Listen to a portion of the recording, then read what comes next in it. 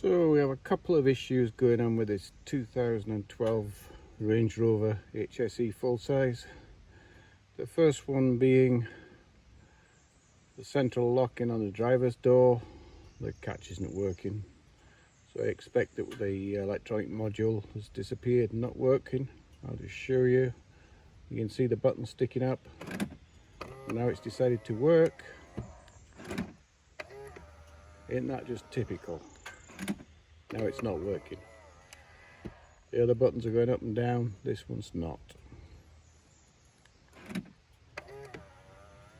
So, intermittent fault. So today we're going to take the door card off, and with that in mind, I'm just going to disconnect the battery. There's a lot of airbags on this, and I want to make sure I don't trigger one when I'm working on the door. This is the full vehicle. As you can see, she's in beautiful condition, but she's getting a bit long in the tooth, so electronics seems to be the gizmo. The other problem we've got is the internal fan, the cabin fan at the front. I've got one on order. One came in last week, but the spokes on the fan was actually broken, so I had to send that back. I use one of these magnetic cups to keep all my screws and things in. Says I'm getting lost. Excuse me, I'm going to sneeze! Oh, allergies. It's allergy time. Once removed, you're going to find this torque bolt behind, which you're going to take out. I'll tell you the size in a minute. So most of the other videos I saw, it was a 10mm bolt behind here. This is a T30 Torx. So I'm just going to take this out.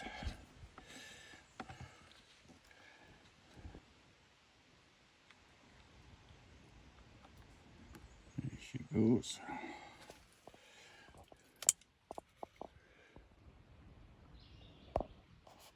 Next there are three other screws, one behind the handle, one here and one here. There's T30 and two T40s. I'm going to remove those.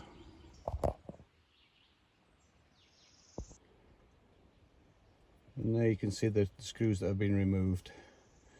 The next stage is using a popper is to start working in here, pull the door card forward. So I'm just going to do that now. So you've basically got a series of poppers that you're just going to pop out. And I'm not going to do that on camera. I'll bring you back once I've got that slackened off. But you're just going to go around and gently ease those off the poppers.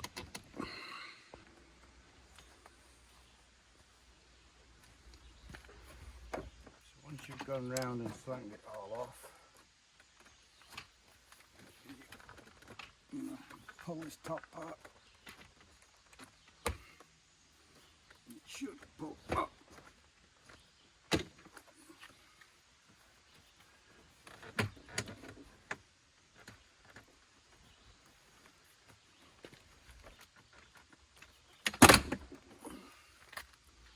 So in this direction you're going to pull up, and I'll show you the clips in a moment. I've got a step stool ready, because you cannot move the door too far away because there's connectors behind. So up.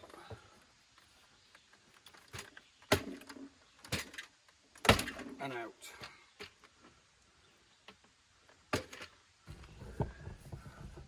And here you'll see the clips that I was pulling out of. And behind, it looks like somebody's been in here already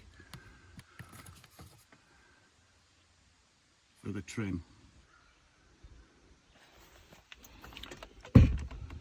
Looking behind here, the puller for the door catch is already disconnected, and then we've got a series of plugs that we need to pull out. One for the speaker, there's one going down for the lower speaker, and then there's a big one for these controls here. So we're just going to disconnect all those. Here's what we're looking at. This one's a squeeze clip. This one's a squeeze clip as well for the speaker. Another one here You can see the catches on there, and then the lower one is this one here. But we can see that. Doesn't look like we need to disconnect this speaker here. All good. Then we just need to get into here.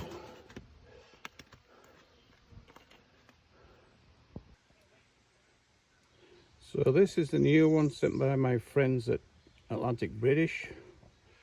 Looks to be a few levers and connectors. So we'll just work away with that. One plug that I can see. And that's going to be situated right here where these two screws are.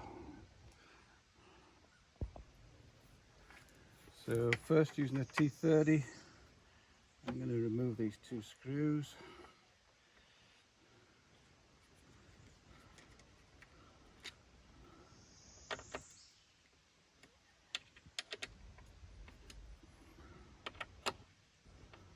Releases the module.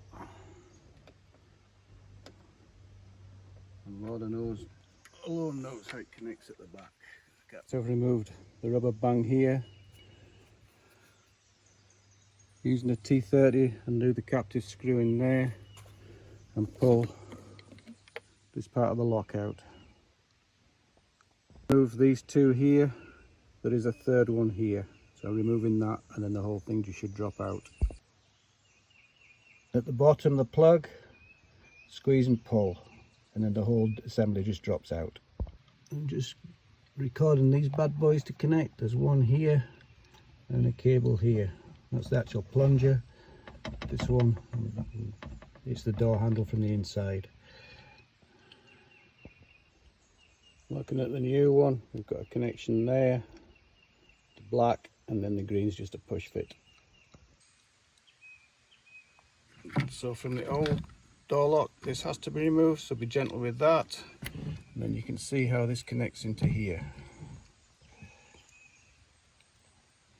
As I said, be careful with that or you'll break it, and it is needed.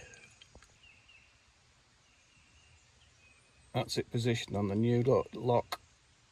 You'll see it hooks on at the front and then just pushes in here, and then you replace the plastic piece.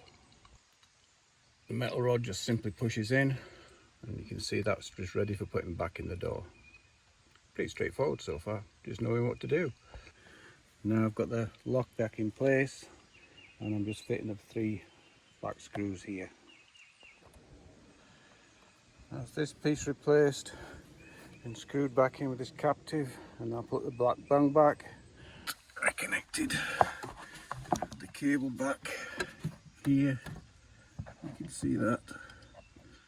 It's just a matter of hooking the eye in, the metal eye, and then pushing the cream coloured plastic clip into the holder. Then I'm going back to the top end to here. And I'm going to hook up this to here and into here, here and into here. And there you can see it in position. You hook the eye in first, the metal part, and then hook the cable into the plastic. Be careful not to break anything. And I'm going to give it a liberal coating of crown rust proofing. Make sure there's no issues. When I was talking about disconnecting the battery, that's the airbag module there that I've not touched. That's the bit you need to be careful of. So as you can see, I got rained off, but literally putting the panel back on is the reverse of what you disconnected.